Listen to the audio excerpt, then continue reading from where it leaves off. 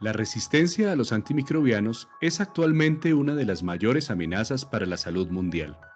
Puede afectar a cualquier persona de cualquier edad y en cualquier país. Un aumento continuado de la resistencia antimicrobiana podría cobrar 10 millones de vidas al año en todo el mundo de aquí al 2050, más de las que actualmente mueren de cáncer. Los programas para optimizar el uso de antimicrobianos, PROA, tanto en el ámbito hospitalario como en el ambulatorio, representan una de las respuestas para contener la emergencia de la resistencia a los antimicrobianos. Estos programas tienen como objetivo mejorar los resultados clínicos de los pacientes tratados con antimicrobianos de una manera costo-efectiva y segura, alargando la vida útil de estos medicamentos al reducir la emergencia de microorganismos resistentes. Por esta razón, Pfizer ha creado Blueprint, una estrategia educativa desarrollada con un grupo de expertos en enfermedades infecciosas de hospitales de toda Latinoamérica para ayudar a guiar y simplificar el proceso de implementación del PROA. El programa está basado en una serie de guías que describen el rol de cada uno de los actores de los hospitales y clínicas en el desarrollo y ejecución de los programas, proporcionando un enfoque práctico y centrado en la mejora de resultados.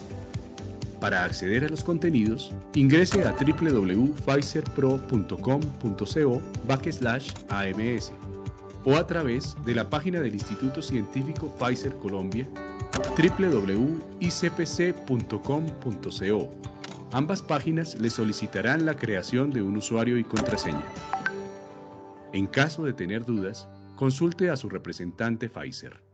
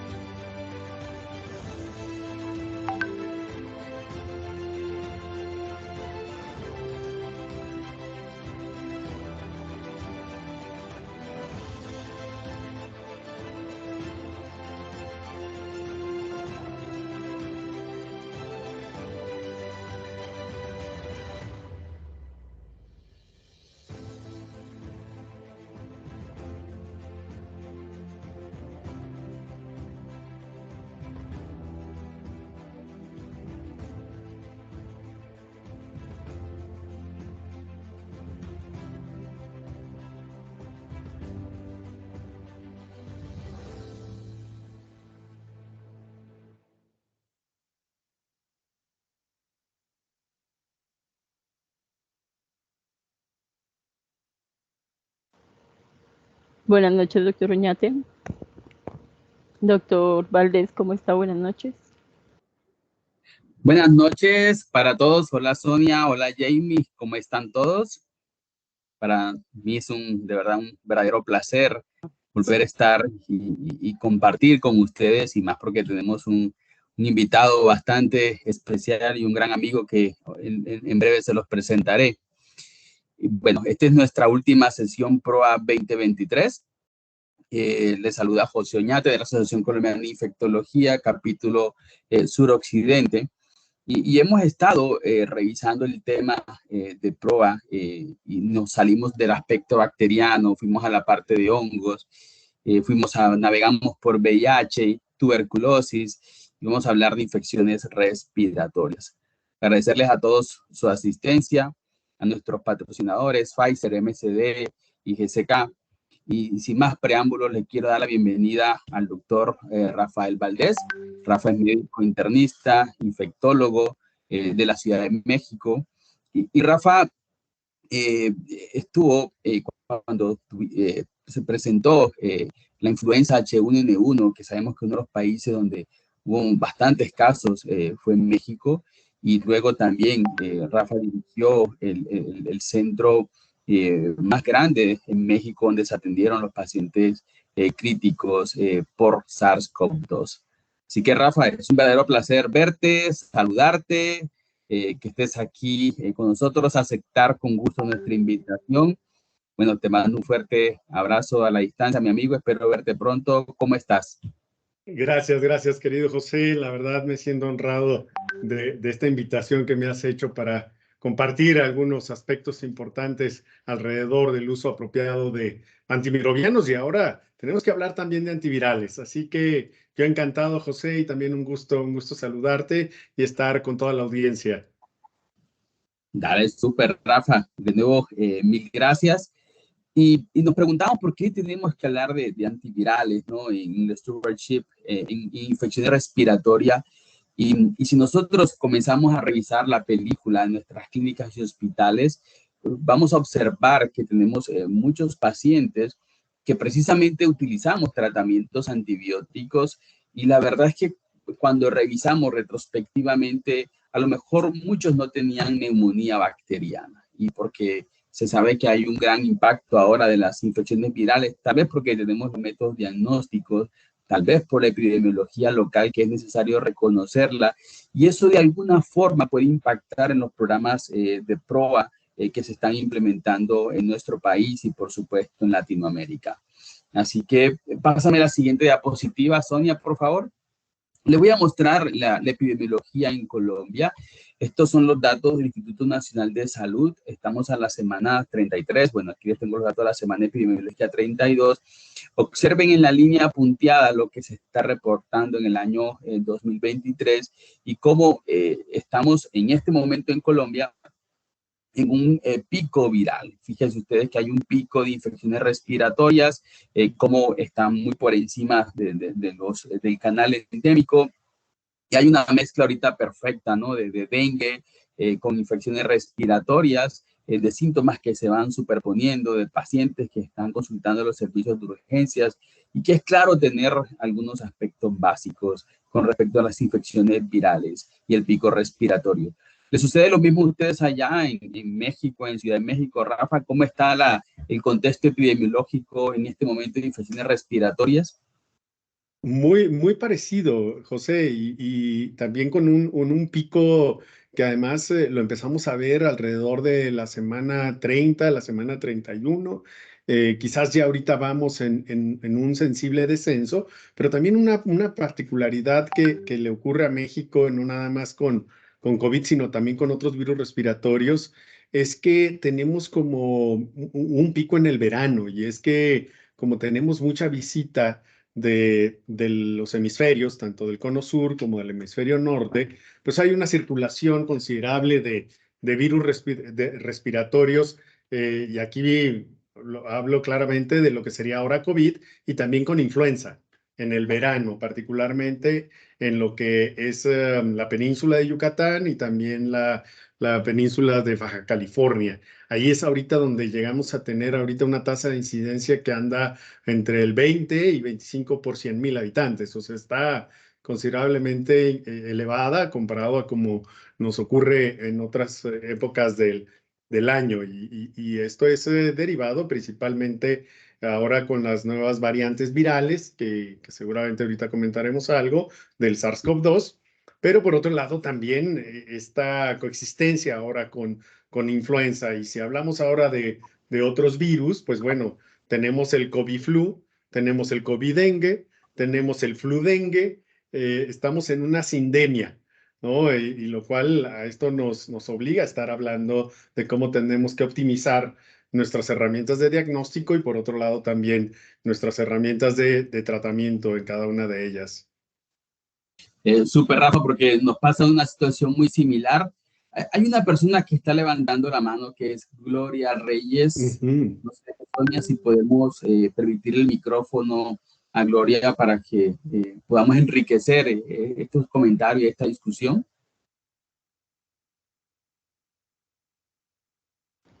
Sí, señor doctor, ya vamos. Sí, nosotros ahorita tenemos mucho dengue. De hecho, en Colombia, en muchos estados o departamentos se ha declarado la emergencia sanitaria, ¿no? O la emergencia en salud pública por muchos casos de dengue. Vemos también, está circulando principalmente el dengue 1. No tenemos disponibilidad de vacunas en Colombia todavía contra el virus del dengue. Y seguimos haciendo todas estas labores, ¿no? De pedagogía, de poder capacitarnos nuevamente como talento humano en salud, de estar al día a día en lo que está pasando, de tener pruebas, como bien lo mencionaste, adecuadas, que nos permitan hacer diagnósticos rápidos, diagnósticos precisos, para poder tener un manejo más asertivo. Ya tenemos a Gloria.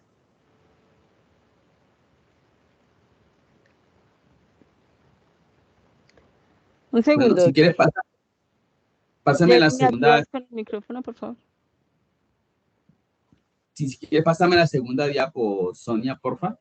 Listo. Y mira, Rafa, que mientras se va conectando, Gloria, fíjate cómo es el comportamiento de los virus, ¿no? Fíjate la población infantil en Colombia, menos de 5 años, fíjate de mayores de 60 años. Doctor, ya tiene el micrófono.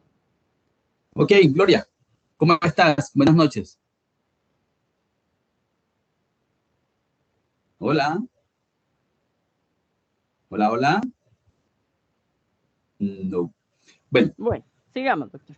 Entonces, fíjate, Rafa, que no sé si les sucede a ustedes lo mismo. Tenemos un incremento en el virus sincitial respiratorio en todos los grupos poblacionales. Hemos observado incremento en la actividad sincitial respiratorio.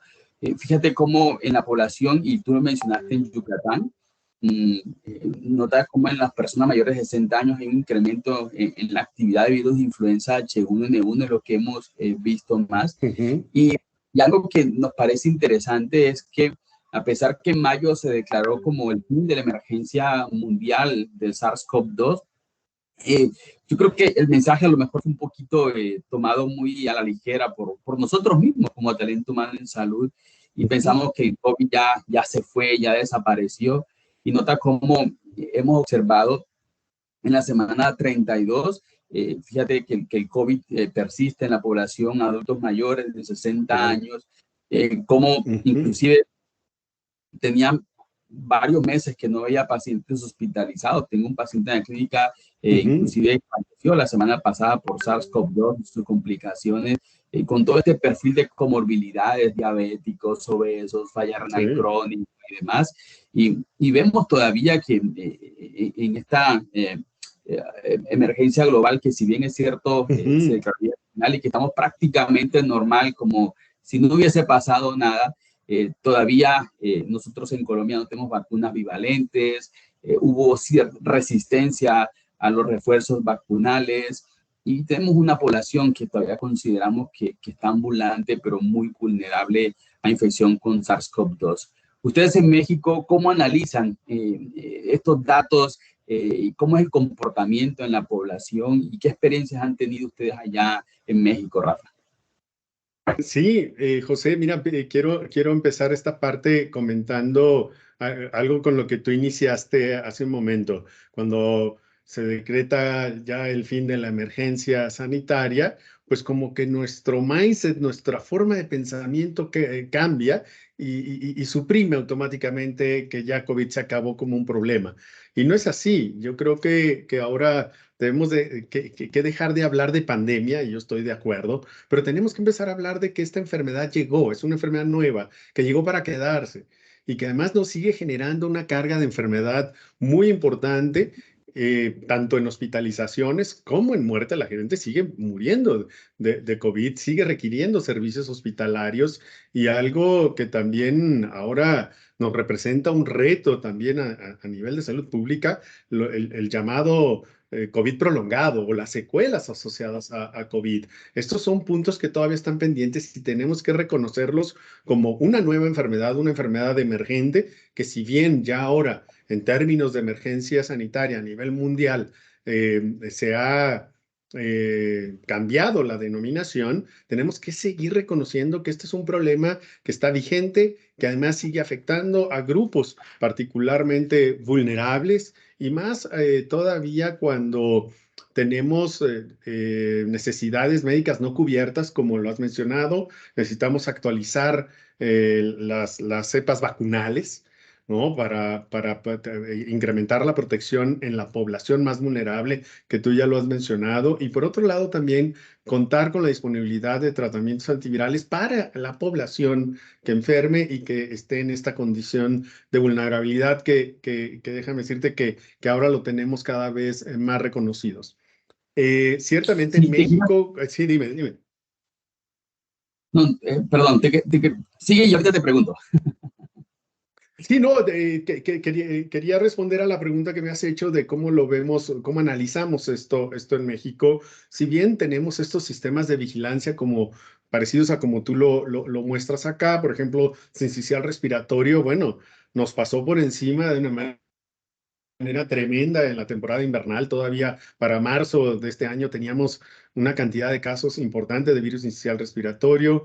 Luego tuvimos ahí una actividad muy importante de metaneumovirus. Ahorita estamos con estas sindemias entre dengue, influenza e incremento en la actividad también de COVID.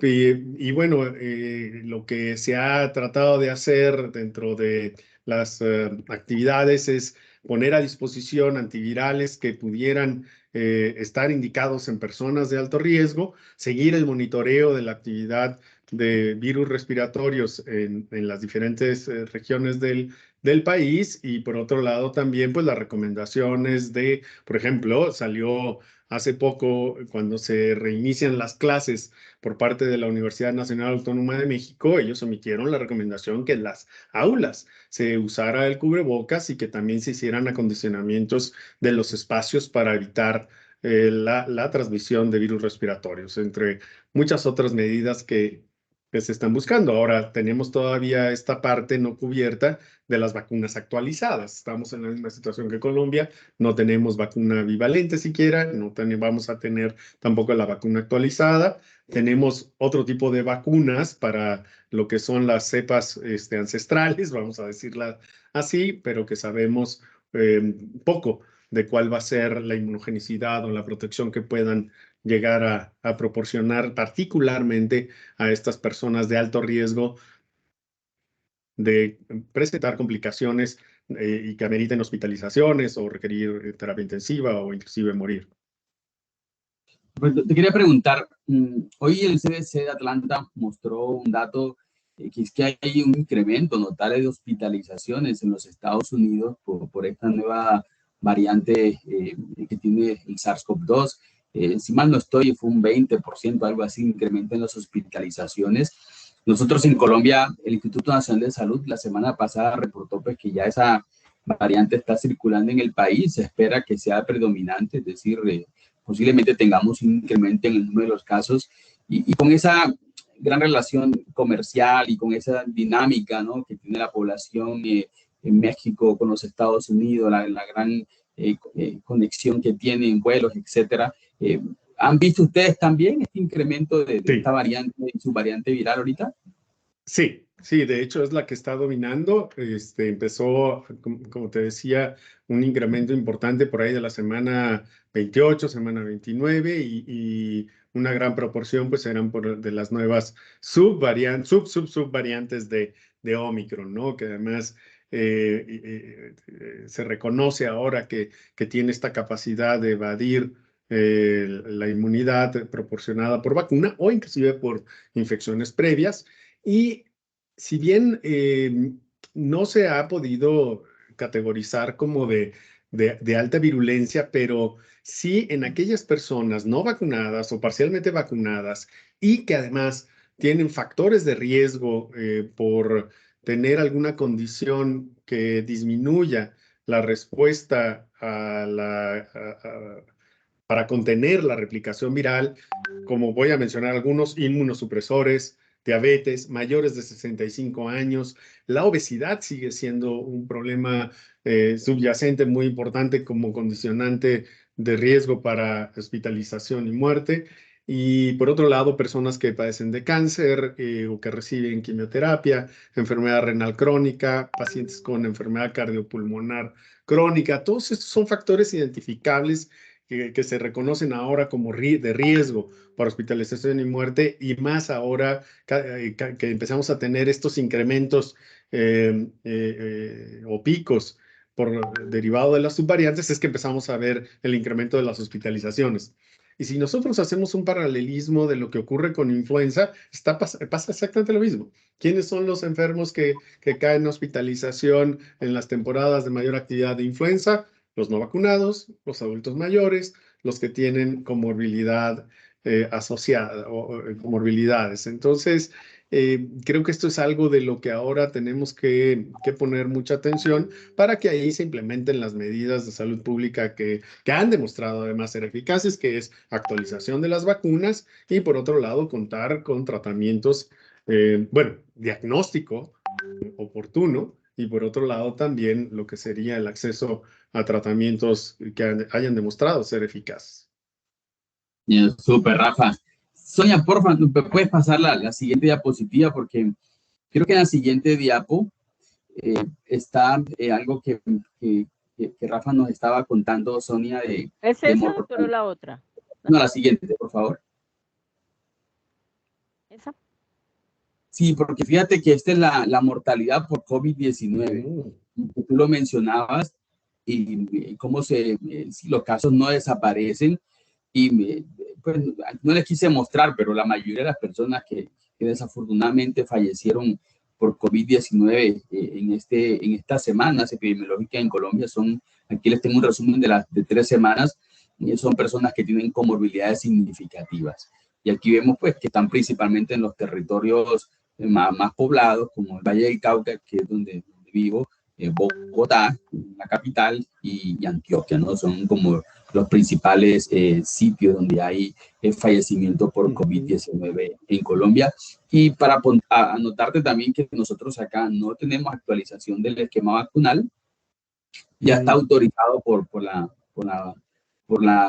los entes regulatorios del país, pero no tenemos todavía la disponibilidad de vacunas bivalentes y tenemos un antiviral disponible que es el molnupiravir todavía, pero que no tenemos un fácil acceso porque hay que pagarlo de bolsillo, los costos se hacen también significativos y por otra parte hemos visto cierto olvido, ¿no? en síntomas respiratorios y pensamos en neumonía aquí en la comunidad y tratamientos antibióticos y nos olvidamos de todos estos virus que tenemos circulando en Colombia. Sí, Siguiente, así es. Sonia. Aquí en lo que cambia la diapositiva, en los últimos 14 días en el país se reportaron 120 fallecimientos asociados a COVID. Es decir, en tan solo 2 semanas, 120 fallecimientos. Y esto además hay algo que aquí quiero puntualizar que pasa con los retos actuales en COVID. Un paciente hospitalizado por COVID implica una derogación de recursos muy importantes. O sea, te pueden bloquear una sala de quimioterapia. Te pueden bloquear una sala de atención para pacientes quirúrgicos. Es decir, el tener pacientes hospitalizados por COVID siguen representando una carga muy importante de enfermedad para los servicios de salud y todo lo que conlleva la atención de un enfermo de estos. Por eso es que es muy importante sacar el COVID de los hospitales para que los hospitales además estén centrados en la atención de todos los padecimientos que seguramente quedaron retrasados en su atención durante las etapas más duras de la pandemia, ¿no?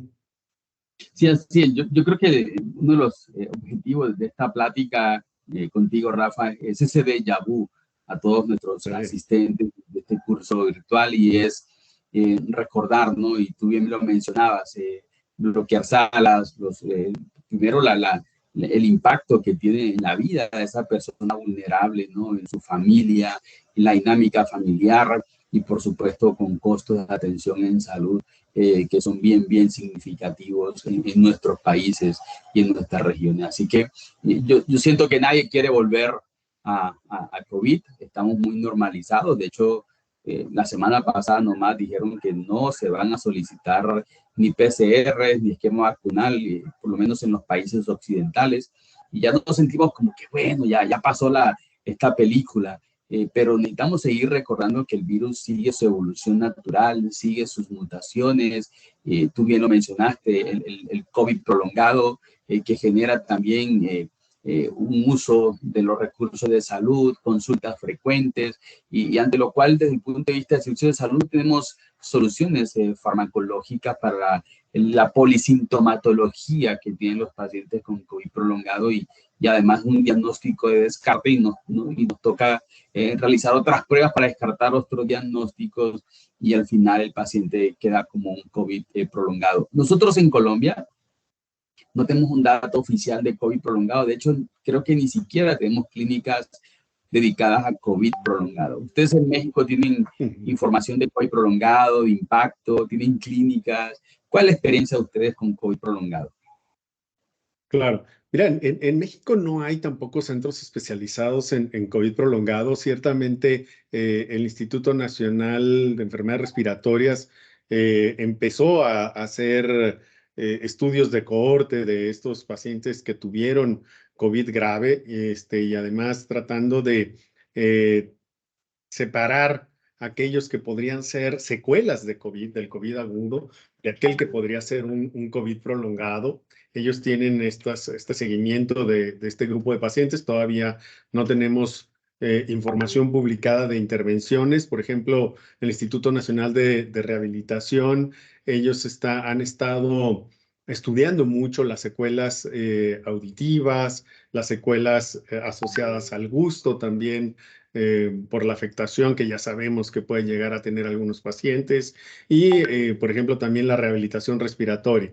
Pero tienes razón, es una de las necesidades que no hemos estado cubriendo, porque empieza a haber todo una peregrinar, por decirlo de alguna manera, de estos enfermos cuando tienen manifestaciones poco sistematizadas, luego una mezcla de manifestaciones entroneuropsiquiátricas, cardiovasculares, respiratorias, osteoarticulares. Entonces empiezan a caer en una falta de unidad clínica, ¿no? Hasta que por fin alguien supone que pueda ser un COVID prolongado, y mientras tanto, pues, como les decía, es un ir y venir de estos enfermos sin tener una atención integral, cuando sí, ahora necesitamos tener centros especializados para poder atender a estos pacientes, que además no es cosa menor. Hay un reporte por ahí que se estima que en Estados Unidos puede haber cerca de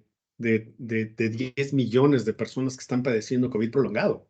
Y bueno, en nuestros países seguramente, bueno, mi consulta, no hay día en el que no llegue un paciente en el que yo pueda llegar a hacer una asociación con alguna sintomatología relacionada con COVID prolongado. Es algo que nos va a estar sucediendo y que necesitamos caracterizar mejor.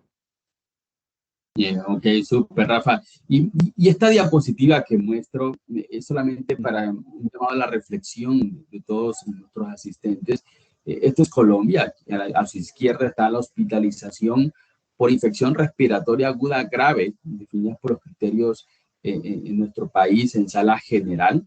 Noten ustedes que prácticamente todo el año estuvimos por encima del canal endémico. A su derecha tenemos las hospitalizaciones en los mayores de 60 años por infección respiratoria aguda grave. Y la reflexión aquí que llevamos es, primero, ¿cuántas de esas hospitalizaciones a lo mejor se pudieron evitar, ¿no?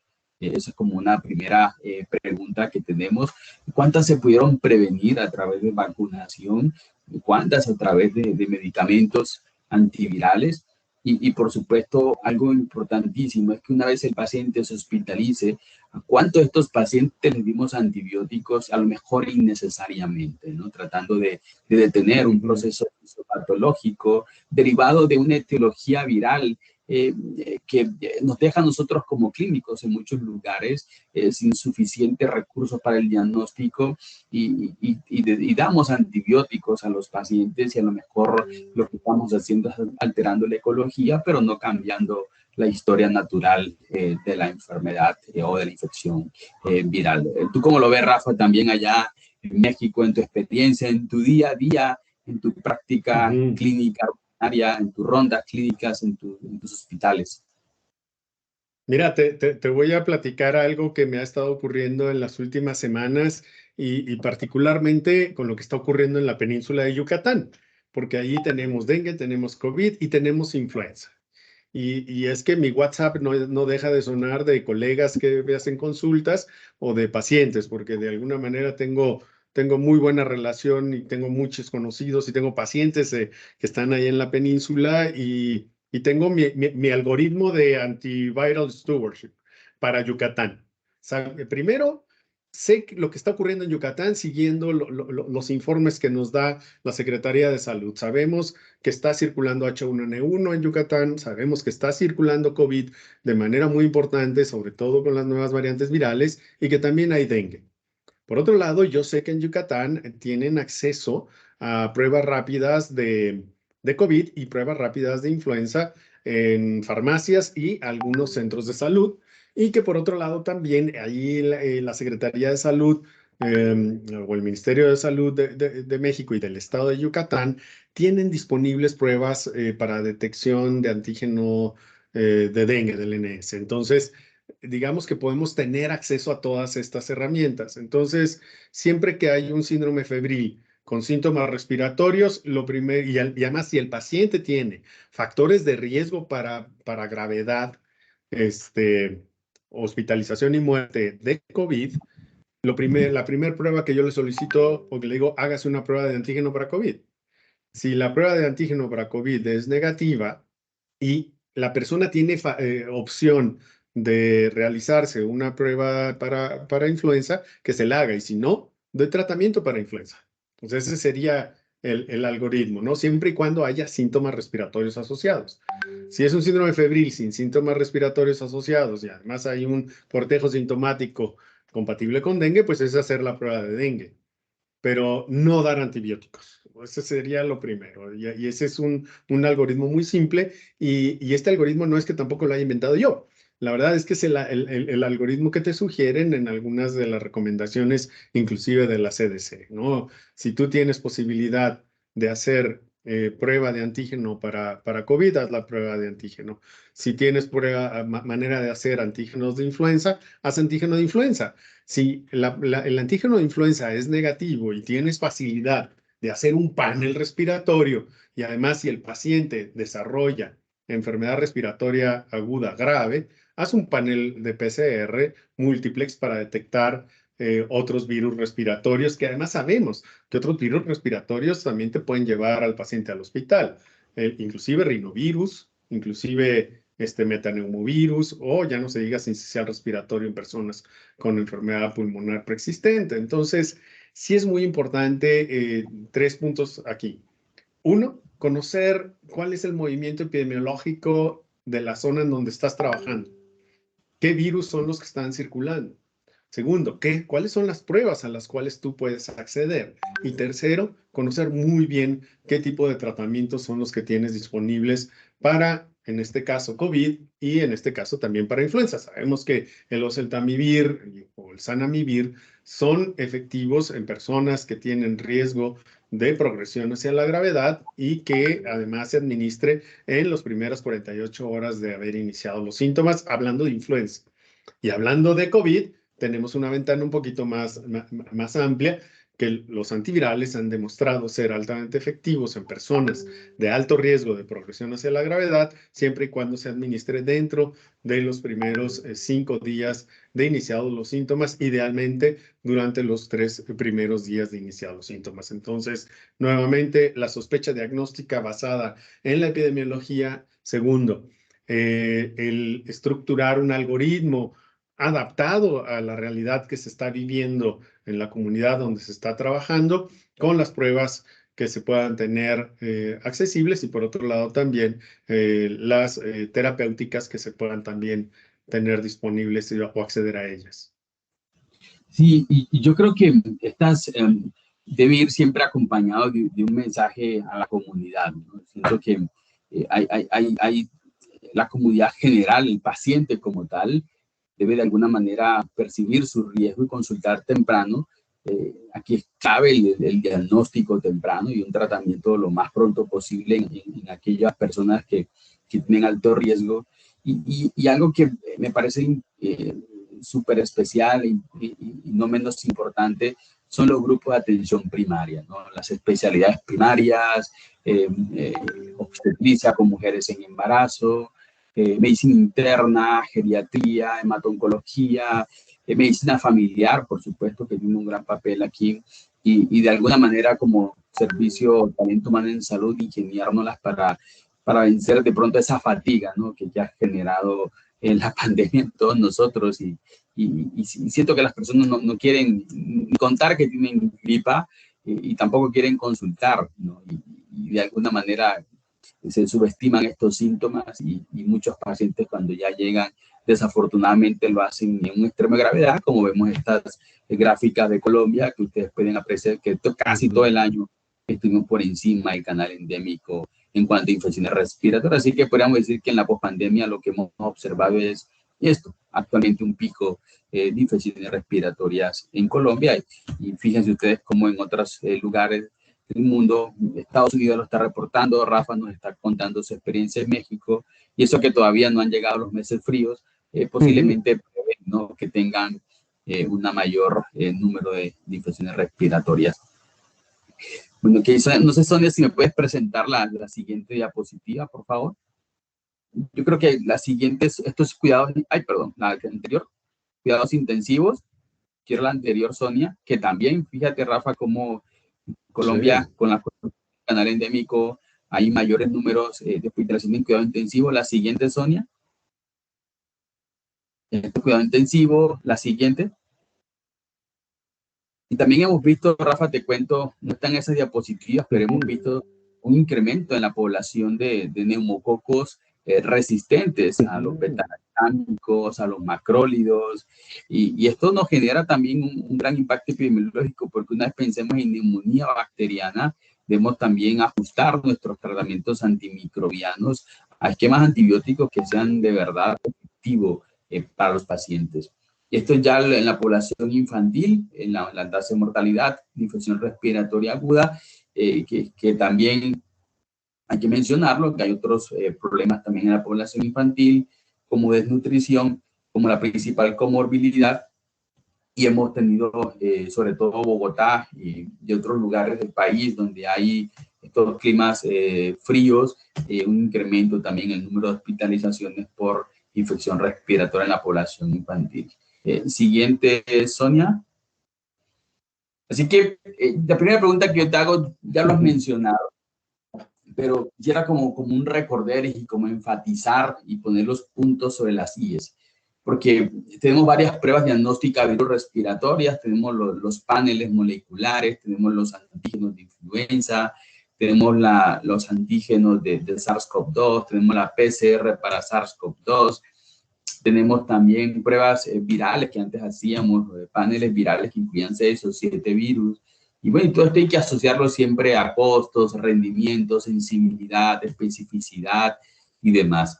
De todo lo que hemos aprendido con pandemia y con virus respiratorios, ¿cuál es tu recomendación? O sea, ¿con qué síntomas pedimos una prueba, a qué pacientes le pedimos una prueba y cuáles pruebas pedimos, haciendo parte de un diagnóstico stewardship en infecciones virales. Claro. Mira, aquí tenemos que analizarlo desde diferentes ángulos. Si, y voy a poner algunos ejemplos muy particulares y no voy a hablar de COVID, voy a hablar de influenza, ¿eh? Por ejemplo, en la Ciudad de México, lo que genera influenza cada año es muy importante. Se llenan los hospitales de influenza y las unidades de cuidados intensivos. Y algo muy interesante que ha ocurrido es que los sistemas de salud, el primer nivel de atención, también las personas saben que si tengo influenza, yo puedo generar una cadena de contagios que pueden llegar a cerrar una escuela. O sea, todavía, por ejemplo, en la Ciudad de México está esta política de que si hay un número importante de casos en un salón, se suspenden las clases y se van a virtual. Y estoy hablando de influenza.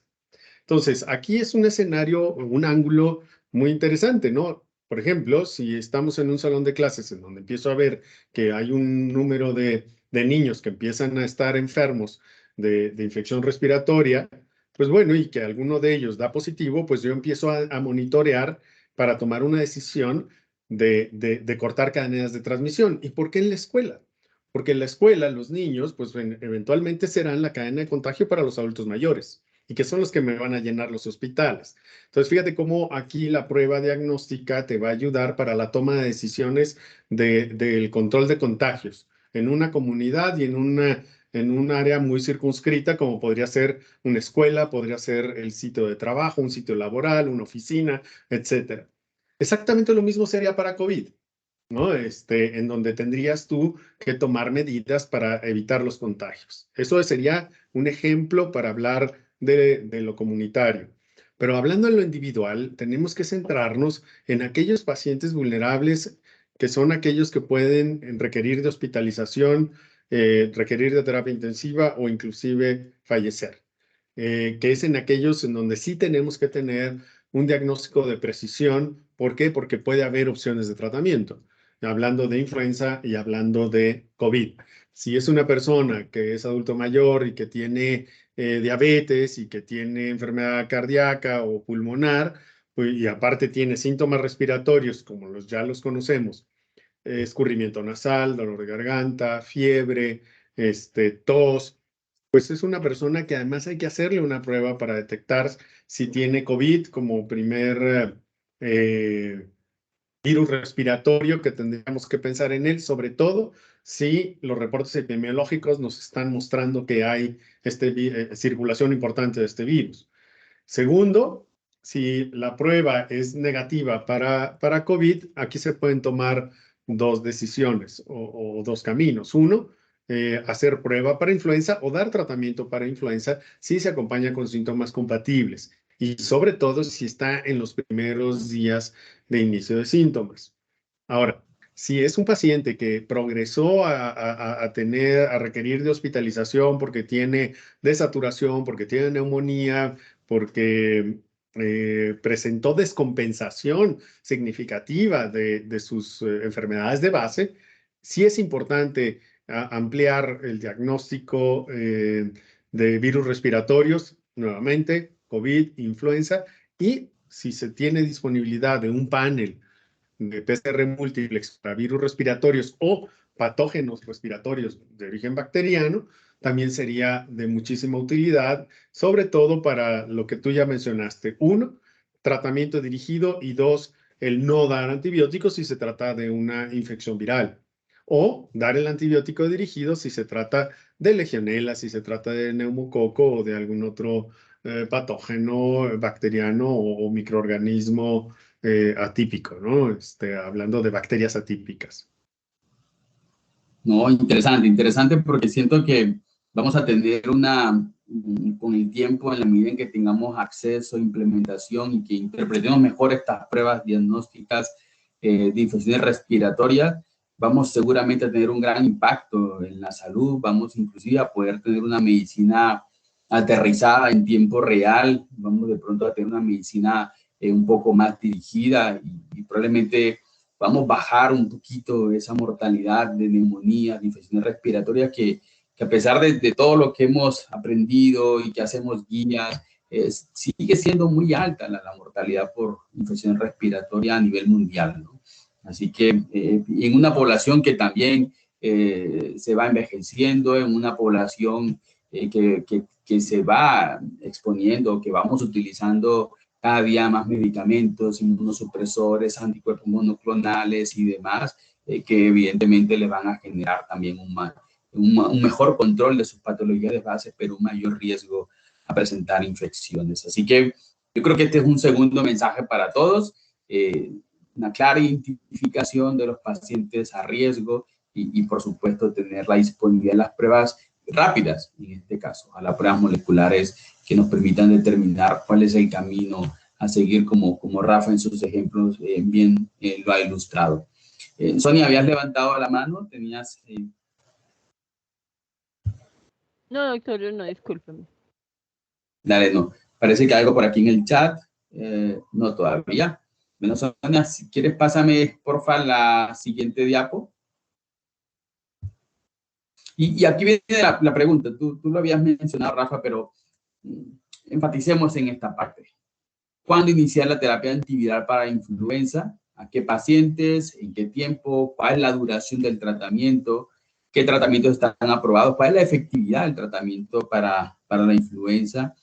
¿Crees que hay que actualizar las guías de influenza en lo que hemos observado? Tal vez haciendo un paralelismo con SARS-CoV-2. ¿Cuál es tu opinión? Claro.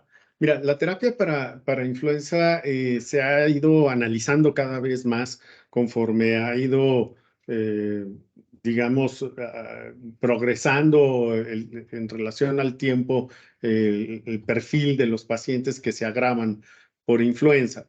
Sin duda, aquellos pacientes de alto riesgo que además se comparten con los que son de COVID. Pacientes fumadores mayores de 65 años, pacientes con neumopatía crónica, pacientes que tengan inmunosupresión, sin duda se pueden beneficiar de tratamiento antiviral para influenza. Los que están aprobados de manera más amplia, pues es el oseltamivir y el zanamivir. No sé si en Colombia tengan zanamivir. Acá en México hubo zanamivir en algún momento y ahora no es tan fácil conseguirlo, sobre todo la formulación inhalada, pero el oseltamivir es el que es más accesible y hay peramivir, que es intravenoso. Ese se tiene en la reserva estratégica para casos de influenza grave, resistente a oseltamivir, y que sería una opción para casos muy, muy especiales. Ahora, ¿a qué pacientes? A aquellos pacientes que tengan una prueba positiva o alta sospecha de que sea influenza. Y aquí viene la controversia. ¿En qué momento?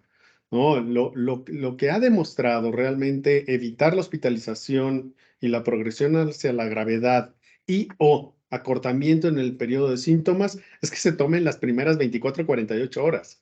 O sea, no tienes un margen tan amplio como ahora se ha demostrado con COVID. Lo que sí ha demostrado en muchísimos estudios como beneficio adicional de dar un tratamiento con un inhibidor de neuroaminidasa es que pareciera que la complicación de neumonía bacteriana asociada, que esta sí se ve en influenza, cosa que no se ve en COVID, ¿no? Las neumonías postinfluenza bacterianas, pareciera que se reduce el riesgo de neumonía postinfluenza y este es un mecanismo molecular muy interesante en donde al inhibir las neuroaminidasas se suprime también la sobreexpresión de receptores para moléculas de adhesión tisular de neumococo y de estafilococo aureus. Entonces, por eso es que prevalece esta recomendación de dar un antiviral para influenza, particularmente un inhibidor de neuraminidasa, en personas con influenza y que tengan factores de riesgo de progresión hacia la gravedad, particularmente en los primeros días de inicio de síntomas. ¿Cuál es la duración? 5 días de tratamiento, no más. Para oseltamivir, más allá de eso, no se ha demostrado que tenga mayor beneficio. Sí, y ahí te quería preguntar allí, porque a veces tenemos pacientes en ventilación mecánica, por ejemplo, y me preguntan en la terapia intensiva, oye, todavía está con distrés respiratorio, ¿estás de acuerdo en que extendamos la duración del tratamiento antiviral? Y lo otro es, ¿qué dosis utilizas de oseltamivir en un paciente con una función renal normal? Confundir 75 miligramos cada 12 horas. Sí, la dosis estándar. Perfecto. ¿Y extiende la duración del tratamiento si están en ventilación mecánica, si están en distrés, o 5 días de tratamiento es suficiente? 5 días de tratamiento, a menos que se tenga una prueba de biología molecular que demuestre que sigue habiendo replicación viral, ¿no? O que sigue habiendo excreción viral. Y esto ha sido más bien en aquellos pacientes, más que la ventilación mecánica, aquellos pacientes que tienen inmunosupresión grave y que no son capaces de suprimir la replicación viral. Esto también lo hemos visto con COVID. O sea, son pacientes que siguen haciendo replicación intermitente y que se inflaman de manera intermitente, y que son pacientes que los ves en la terapia intensiva con soporte avanzado para la vida, incluyendo la ventilación mecánica, y no mejoran, y no mejoran, no tienen mejoría y luego se deterioran. Ves que no tienen ninguna infección bacteriana agregada y les hacen estas pruebas para ver si hay marcadores directos o indirectos de replicación viral. Y pues bueno, ahí podría estar justificado prolongar o dar un nuevo tratamiento para antiviral, ¿no? Y aquí hago el paralelismo con lo que ocurre con influenza y también con COVID. Pero, Excelente.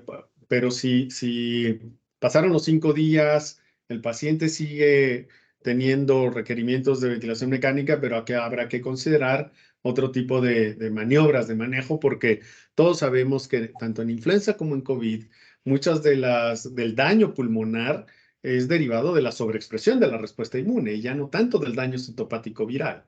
Entonces acá son otro tipo de estrategias que se deberán de implementar para el manejo de la sobreexpresión de la respuesta inmune. En COVID queda muy claro el uso de inmunomoduladores o el uso de esteroides en aquellas personas que están requiriendo alto flujo o ventilación mecánica, podrían llegar a ser útiles. Y en influenza, bueno, todavía hay algo de controversia de en qué momento dar inmunomoduladores cuando hay estos fenómenos de sobreexpresión de la respuesta inmune. Ok, perfecto. ¿Y tú utilizas profilaxis o recomiendan profilaxis pacientes trasplantados, pacientes con leucemia, inmunosuprimidos que han tenido un contacto estrecho con alguien con influenza? Claro, de hecho, las recomendaciones de la CDC de profilaxis post-exposición para influenza está muy acotado a poblaciones muy especiales, particularmente trasplantados de médula ósea, personas que están recién trasplantadas de órganos sólidos o que están recibiendo quimioterapia. Sí, está recomendado dar un antiviral como profilaxis post-exposición, y aquí sí la profilaxis se prolonga hasta por 10 días y la dosis es la misma. Es como si fuera un tratamiento más bien anticipado. De hecho, a veces yo prefiero hablar de tratamiento anticipado cuando el contacto fue estrecho, pues uno lo que busca es suprimir la carga viral para que no haya expresión de síntomas y daño a órgano blanco, ¿no? Perfecto, Rafa. ¿Y conoces algún nuevo medicamento a futuro contra la influenza? ¿Alguno de estos anticuerpos monoclonales? No sé, nuevas vacunas, inclusive contra influenza. ¿Qué nos viene, mejor dicho, en influenza? Sí, de hecho hay ya algunos otros inhibidores de neuraminidasa, no recuerdo el nombre, si ahorita lo encuentro se los mando por el chat, pero son nuevos inhibidores de neuraminidasa. Hay algunos que ya están aprobados en algunos países. En América Latina no hay nuevos inhibidores de neuraminidasa aprobados. Sí están en investigación anticuerpos monoclonales e inclusive también inmunoglobulinas específicas para influenza, sobre todo cuando se tienen factores de riesgo para enfermedad grave. De las vacunas, pues las vacunas cuadrivalentes quizás son la novedad, en donde ahora podemos incluir un mayor número de cepas. También hay ahora en desarrollo las vacunas combinadas para COVID, influenza, y por otro lado también con las nuevas plataformas de RNA para influenza. Eso es lo que quizás pueda venir en un futuro para influenza. Súper. Bueno, tú hablaste ahorita de Yucatán y esa coexistencia de los tres virus. Mm, ¿Cómo les va a los que tienen coinfección de influenza y COVID, ¿no? Que Ujú. un epónimo de Florona y se Sí. pensaba que iba a tener una explosión de casos y qué sé yo. Pero bueno, ¿cómo les ha ido? ¿Crees que hay datos? ¿Ustedes tienen datos en Sí, percepción, sí, observación? ¿Les va a ir mejor, peor? sí, no, sin duda, las coinfecciones en pacientes vulnerables o de alto riesgo incrementa el riesgo de hospitalización y muerte cuando hay coinfección. Y fíjate, aquí quiero mencionar coinfección, no nada más de COVID e influenza, sino de COVID con algún otro virus respiratorio, cualquiera que este sea. Déjame comentarte algo muy interesante que ocurrió en un estudio que yo participé. eh, Cuando influenza H1N1 en el 2009, vimos, y ya cuando pasó todo y que pudimos recopilar toda la información y que además pudimos acceder a la tecnología para poder tipificar si había otros virus respiratorios involucrados en influenza, porque vimos que por regiones teníamos picos extremadamente separados de los que ocurrían en otras. Que decían, ¿por qué acá se están muriendo más pacientes que en otra región, inclusive en la misma Ciudad de México? Pues resulta que había coinfecciones con otros coronavirus, fíjate, y no había SARS-CoV-2, lo que había era el HK1, ¿no? Y se vio que aquellas personas que tenían coronavirus HK1 estacional con influenza H1N1 se morían más. Y esto ha quedado también representado en muchos otros estudios en donde han podido comprobar que cuando hay coinfecciones virales en un ambiente epidémico, la mortalidad se incrementa en personas de alto riesgo. Entonces, si hablamos de dos condiciones que cada una por separado te genera riesgo de hospitalización y muerte en personas vulnerables, ahora imagínate ambos, ¿no? Entonces, se espera que pudieran tener mayor riesgo de hospitalización o de progresar a la gravedad. Interesantes datos porque quién creyera, ¿no? Que con la pandemia de la COVID hemos otra vez dándole de pronto el valor y el significado que tienen estos virus respiratorios que de alguna manera los teníamos entre olvidados y subestimados y siempre como que las bacterias Sí. se aportaban de la espectacularidad del cuadro clínico. Pásame la siguiente, Sonia, por favor. Bueno, en influenza y ahorita en COVID, ¿nos puedes contar esto de, bueno, cuáles medicamentos hay aprobados, cuál es la diferencia entre los medicamentos si es que existen, cuándo utilizarlos, en qué pacientes? Y algo que generó muchas inquietudes y preguntas es, bueno, pero si yo estoy vacunado y tengo 5, 8 Ujú. refuerzos contra COVID, ¿para qué voy a tomar antivirales, no? Mejor espero que el sistema inmunológico haga su trabajo, ¿no? ¿Cuál es tu opinión Ujú. y qué nos puedes contar de esto de los medicamentos contra el SARS-CoV-2? Claro. Mira, al inicio, cuando sale Remdesivir, ¿no? Como una posibilidad de tratamiento, hubo mucha reserva hacia el Remdesivir, que además había sido una molécula diseñada para el tratamiento de ébola y otras virosis y no propiamente para el tratamiento de SARS-CoV-2, pero que su modo de acción hacía pensar que podía tener un efecto importante sobre la replicación viral, más cuando se pudo demostrar in vitro que podía reducir la carga virológica en modelos de cultivos celulares. Y hubo mucha reserva y tanto que nos tardamos fácil 2 años en que Remdesivir se convirtiera en una recomendación categórica basado en el rigor científico y en lo que es la evidencia de mundo real, en donde se pudo demostrar que además administrado dentro de los primeros 3 a 5 días de iniciados los síntomas, y además con solamente 3 días de dosificación, o sea, una dosis de carga y con una dosis adicional de 100 miligramos los días subsecuentes de manera intravenosa, era altamente efectivo para reducir el riesgo de hospitalización y muerte en personas con SARS-CoV-2, independientemente de estar vacunados o no. Pero nos tardamos más de 2 años en llegar a esa conclusión. Entonces, sí existen medicamentos antivirales aprobados para el tratamiento de SARS-CoV-2 bajo circunstancias muy particulares. ¿Qué pasó con nirmatrelvir ritonavir? Este es una molécula de diseño, esto es una molécula de diseño específicamente para inhibir una enzima que además participa de manera muy importante en la replicación del SARS-CoV-2 y es altamente específica. Pues también tardamos menos tiempo que el remdesivir para que este fuera aprobado. Hasta este momento ambas tienen la denominación para uso de emergencia todavía. Todavía al menos nirmatrelvir ritonavir no está disponible para su uso comercial en la mayoría de los países, pero ahora la evidencia del mundo real también ha demostrado que disminuye el riesgo de hospitalización y muerte en personas de alto riesgo de progresión hacia la gravedad, como los hemos estado mencionando, siempre y cuando se administre en los primeros 5 días. El otro antiviral que ha estado en algunas de recomendaciones, aunque con una evidencia baja, es el molnupiravir. El tema de molnupiravir es que no tiene la capacidad de reducir o de suprimir la carga virológica en niveles lo suficientemente óptimos como para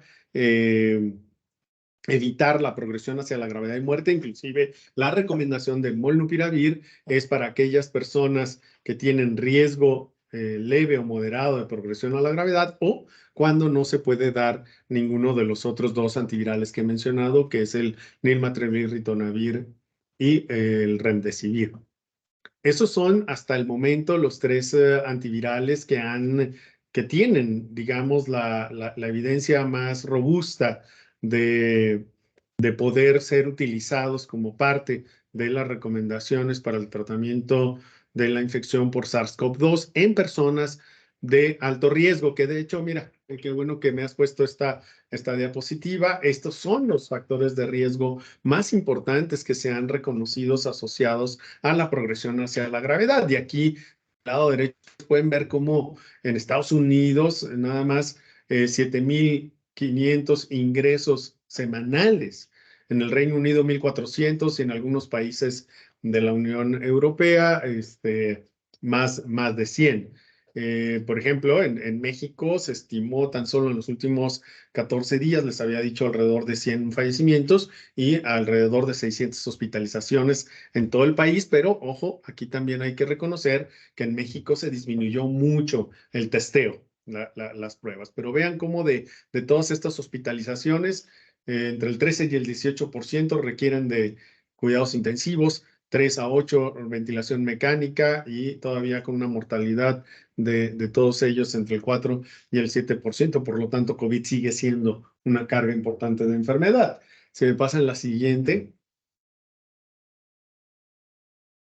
Entonces, la OMS ha establecido cuáles son las estrategias para poder proteger o mitigar el daño a las personas que tienen factores de riesgo de progresión a la gravedad. Pues uno es reducir y controlar la incidencia de variantes virales, ¿no? Y esto a través de las medidas preventivas. La otra, que es fundamental y de lo que hemos estado hablando, es diagnosticar y tratar a aquellas personas con factores de riesgo para reducir la mortalidad, la morbilidad y las secuelas a largo plazo. Y por otro lado también, que esto es algo que compete a las autoridades sanitarias, es pues ahora hacer la transición de la respuesta a la crisis sanitaria para una gestión sostenible, para mitigar el daño. porque, como les digo, si bien ya no estamos en una etapa de emergencia sanitaria global o a nivel pandémico, pero es una enfermedad que ya llegó para quedarse. Y aquí hago un paralelismo, José, si me lo permites, con lo que ocurrió con VIH.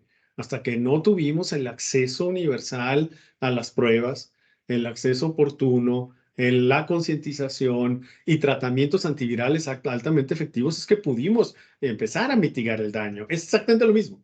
Llega una enfermedad para quedarse y tenemos ahora que gestionar la transición hacia esta presencia de la enfermedad de manera permanente. ¿Con qué? Con pruebas diagnósticas, con concientización desde la comunidad en general y por otro lado en el personal médico y la infraestructura que se tiene que montar alrededor de ello para que podamos nosotros tener intervenciones asertivas. Así que seguiremos teniendo casos de COVID, dependerá de la evolución de las variantes virales, la inmunidad que se logre en la población, ya sea por infecciones previas, pero algo muy importante es el acceso a las vacunas y por otro lado el acceso también a los tratamientos que hayan demostrado ser eficaces contra el SARS-CoV-2.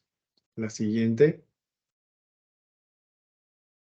Y bueno, aquí nada más mencionarles de la eficacia de nirmatrelvir ritonavir en los ensayos clínicos, en todo un programa de estudios clínicos que se desarrolló el EPIC HR, como el estudio pivotal que dio la aprobación, que además en su inicio había muchos cuestionamientos de, bueno, pues es que aquí incluyeron a población no vacunada y aquí la efectividad era muy clara, ¿no? Porque además esta era la población más vulnerable, en donde en este estudio se pudo demostrar que cerca del 90% de las personas que recibieron tratamiento comparado contra el placebo se evitó la progresión a la gravedad y no requirieron de hospitalización y ningún paciente falleció. Y esto fue de alto impacto y por eso dio pie a la aprobación para uso de emergencia. Pero ahora afortunadamente tenemos muchos estudios de vida real, en donde además en cohortes enormes también de pacientes ya vacunados, inclusive con muchas vacunas o 3 o 4 vacunas, o que los que se podrían considerar altamente vacunados, pero que tuvieran factores de riesgo de progresión a la gravedad, también la reducción en el riesgo de hospitalización y muerte fue significativo. Y esto pues da pie a las recomendaciones del uso de este antiviral para evitar la progresión a la gravedad en estos grupos de pacientes. La siguiente.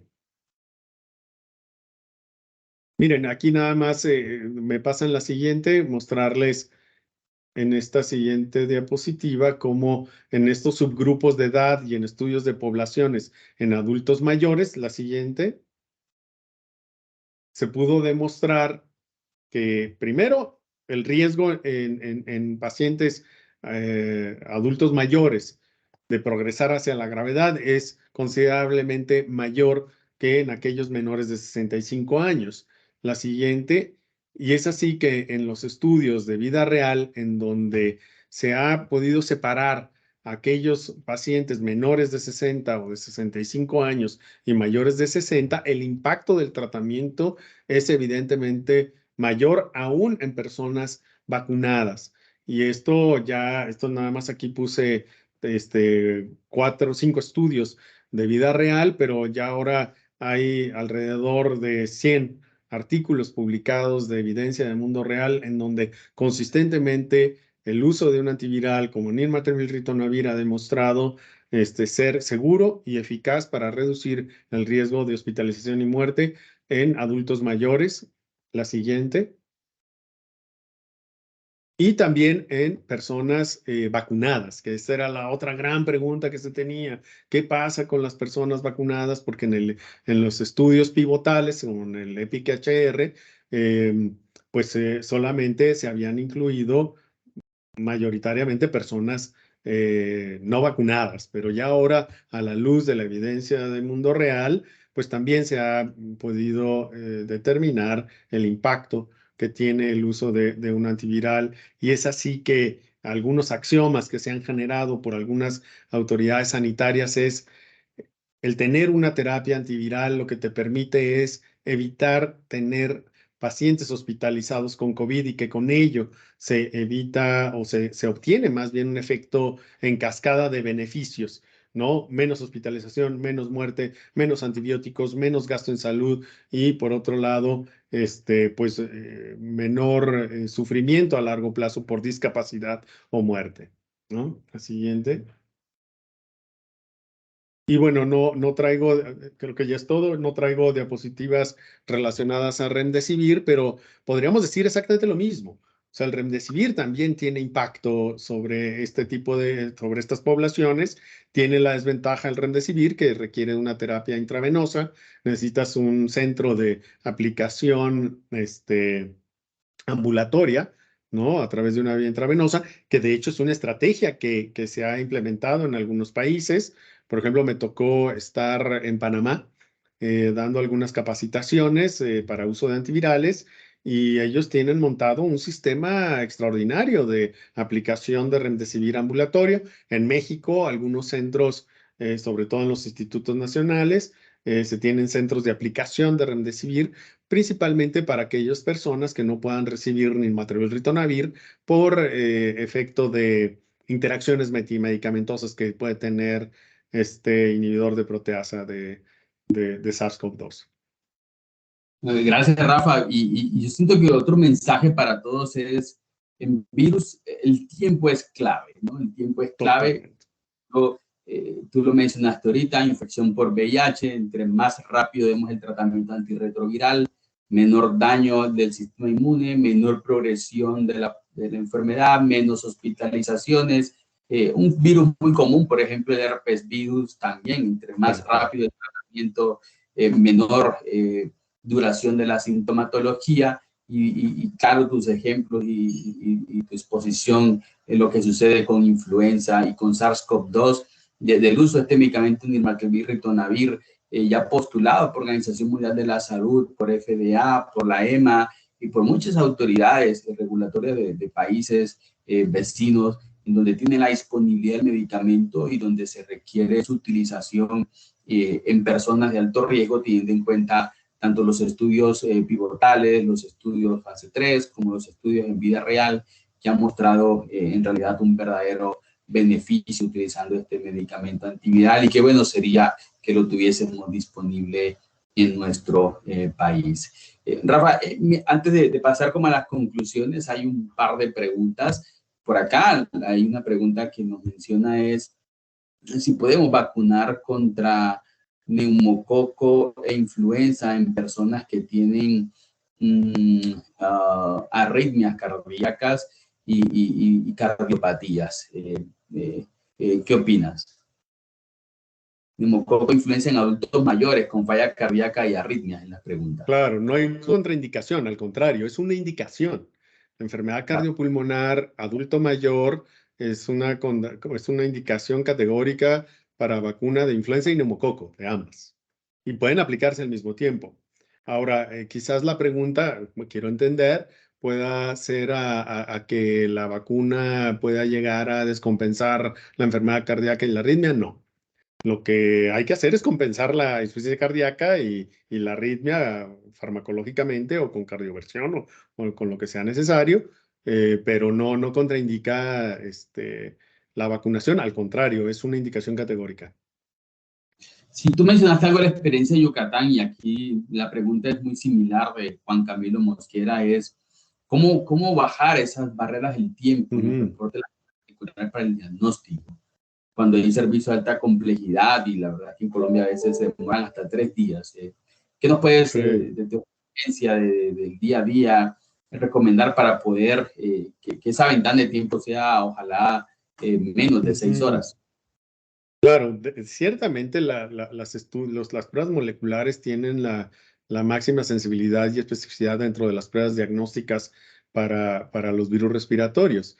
Sin embargo, la sustitución sería la detección de antígenos. O sea, las pruebas rápidas de antígenos, tanto de influenza como de COVID, son los que podrían venir a suplir y que además han demostrado ser costo efectivas. Es decir, la relación costo efectividad pues se sustenta, puesto que te permite tomar acciones rápido, ¿no? Entonces, aquí hablando más que costo efectividad, podríamos hablar del valor, el valor que te da una prueba rápida para la toma de decisiones. Y primero, ahorras antibióticos, es decir, que si sabes que tiene influenza o que tiene COVID, pues no necesitas un antibiótico. Segundo, que pues, si tienes acceso a un tratamiento antiviral, pues lo vas a estar dando de manera específica. Y por otro lado, si esto lo vinculas, como ya lo había mencionado, a los reportes epidemiológicos que están ocurriendo en tu región, pues bueno, si tú dices que no te han aparecido casos de influenza las últimas 3 semanas en los reportes epidemiológicos, pues aplicas una prueba de COVID, una prueba de antígeno, ¿no? O por otro lado, si ves que estás teniendo mitad y mitad, pues piensa primero en el que pudiera ser más grave. Si es COVID, pues haz una prueba para COVID. Si esta es negativa, pues das tratamiento para influenza si tienes acceso a oseltamivir. Es decir, tendrás que optimizar tus recursos de acuerdo a la realidad en la que estés.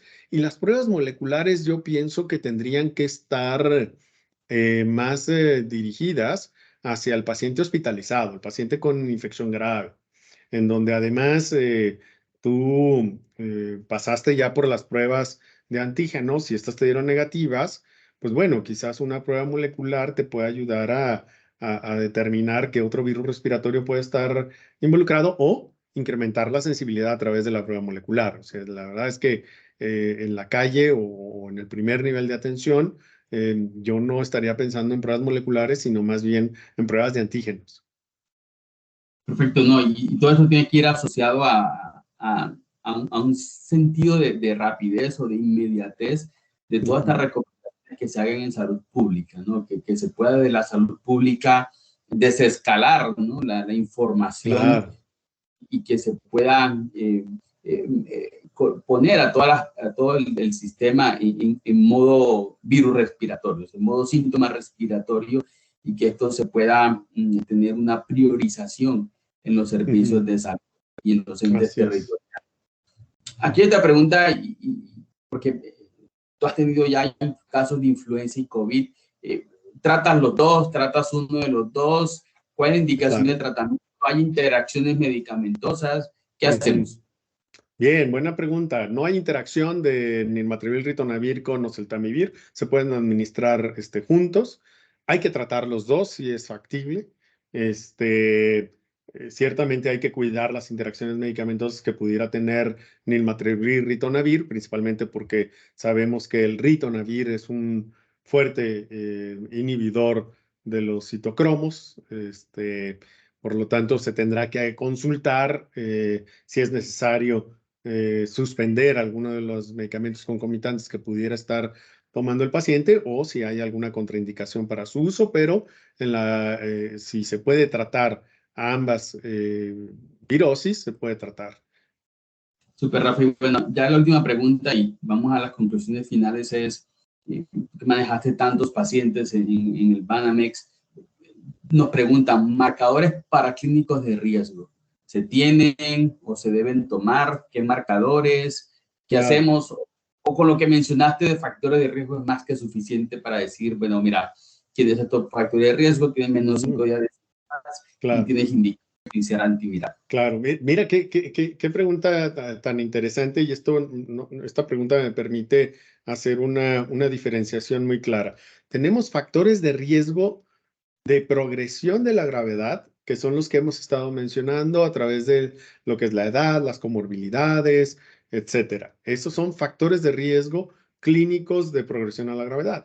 Pero por otro lado, tenemos indicadores de progresión de la enfermedad, que es muy diferente, ¿no? Y por ejemplo, recuerdo lo que inclusive hicimos una publicación de cuáles eran los principales marcadores para progresión a la gravedad. Uno era que persistieran los síntomas después del 5.º día de iniciados los síntomas. El siguiente ya eran marcadores bioquímicos, ¿no? En donde tendríamos, y muchos de ustedes los reconocen ya, ¿no? La linfopenia, la DHL incrementada, PCR elevada, por allá del marcador y algunos otros indicadores, constructos ¿no? Como estas escalas clinimétricas combinadas en donde te daban scores, ¿no? Y puntajes que mezclaban parámetros clínicos con parámetros bioquímicos, ¿no? En algún momento pensábamos que algunas interleucinas podrían ser indicadores, pero la verdad es que había otros indicadores mucho más sensibles, ¿no? Como la saturación de oxígeno, junto con la ferritina, por ejemplo, o la DHL incrementada, la linfopenia, eran marcadores que eran premonitorios de que el paciente podía progresar hacia la gravedad. Ok, bueno, no, y ya para concluir, porque estamos en el boom del antibiótico stewardship y estamos implementando el antibiótico stewardship y por acá en el curso nos dijeron, bueno, empiece por lo sencillo, ¿no? Del antibiótico stewardship para que tenga un impacto real y lo pueda demostrar. Claro. De todas las experiencias que hemos vivido con antibiótico stewardship, ¿cómo integrarlos en esto del antiviral stewardship? ¿Cuál es tu recomendación y que nos sirva como conclusión, como mensaje para todos? ¿Qué hacer con antiviral stewardship? ¿Medimos algún tipo de indicador? ¿Cómo los integramos? ¿Qué hacemos con toda esta información de virus respiratorios y de gripas? Claro. Mira, aquí yo lo vería en dos escenarios, uno el hospitalario y el otro el que podría ser el ambulatorio. En el ámbito hospitalario quizás sea el más fácil, bueno, no fácil, pero sí podríamos medirlo, como por ejemplo en todas las infecciones respiratorias agudas graves, ¿cuál es el porcentaje de tratamientos adecuados realizados en X tiempo o en X número de pacientes, ¿no? ¿Cuántos tratamientos antibióticos se evitaron o se retiraron derivado de la implementación de un antiviral stewardship? Recordemos que una de las piedras angulares del antiviral stewardship, ya lo mencionamos, es el diagnóstico. Si tú diagnosticas una infección viral, no necesitas ningún antibacteriano, un antimicrobiano, ¿no? Necesitas un antiviral, si es el caso de SARS-CoV-2, y es ambulatorio, ¿no? O es influenza, ¿no? Si está en la ventana, ¿no? Entonces, ese quizás sería uno de los indicadores más importantes. Ahora, en el ámbito ambulatorio, pues el indicador más preciso sería el cuántos tratamientos antimicrobianos se dieron por número de infecciones respiratorias, que recordemos, tendría que estar alrededor o menos del 5%. ¿Por qué? Porque menos del 5% de las infecciones virales, respiratorias agudas son bacterianas. Entonces, ese sería quizás el indicador más preciso. Ahora, ¿cómo llegas a ese indicador? Pues bueno, primero, nuevamente, el análisis de la epidemiología de los virus circulantes, la implementación de pruebas diagnósticas rápidas, que aquí nuevamente vuelvo a las pruebas rápidas. Creo que si no es COVID, no es influenza, es otro virus respiratorio, vigilancia. Si es COVID, factores de riesgo, tratamiento. Si es influenza, factores de riesgo, tratamiento, de manera general. ¿Cómo integrar esto al antimicrobial stewardship? Pues es precisamente vinculando epidemiología, pruebas diagnósticas, tratamientos disponibles. Perfecto, Rafa, no, de verdad, de nuevo, mil gracias, ¿no? por esta conversación, por esta plática. Yo creo que tu experiencia ha sido valiosa, maravillosa y nuevamente reconocemos ese inmenso trabajo con pandemia que lideraste en México, que estuvimos muy pendientes también de todo lo que ustedes hacían, a ver qué podíamos también aprender y aplicar aquí en Colombia. Así que, mi amigo, mil gracias de verdad por esta referencia que has tenido con nosotros, por esta conversación y por ese afecto y cariño de siempre. Así que espero verte pronto y bueno, espero también ir a Ciudad de México pronto. No, hombre, acá es tu casa, ya lo sabes. Están aquí unos buenos taquitos esperándote. José, muchísimas gracias por tu invitación, me siento honrado y pues bueno, espero que nos veamos pronto y cuenta conmigo para seguir compartiendo y charlando de estas cosas que nos pasan en la infectología. Claro que sí, Rafa. Fuerte abrazo de nuevo y gracias a ti y bueno, a todos los presentes por acompañarnos en este curso virtual 2023. Los esperamos en el siguiente año, 2024. Primero la cita que tenemos dentro de un par de semanas en el Congreso Nacional de Infectología en Santa Marta, en septiembre del 20 al 23 también, por cierto. Y bueno, ya para una próxima oportunidad nos enriquezcan con temas, con inquietudes que tengamos y que podamos de alguna manera seguir aprendiendo infectología y cómo aplicarla en nuestras clínicas y hospitales. Así que a todos, a Sonia, a todo el personal de la CIN, mil gracias, Rafa, nuevamente, gracias por quedarte con nosotros. Compartir. ¿Sí, Sonia? Mil gracias, doctor. Mil gracias, doctor.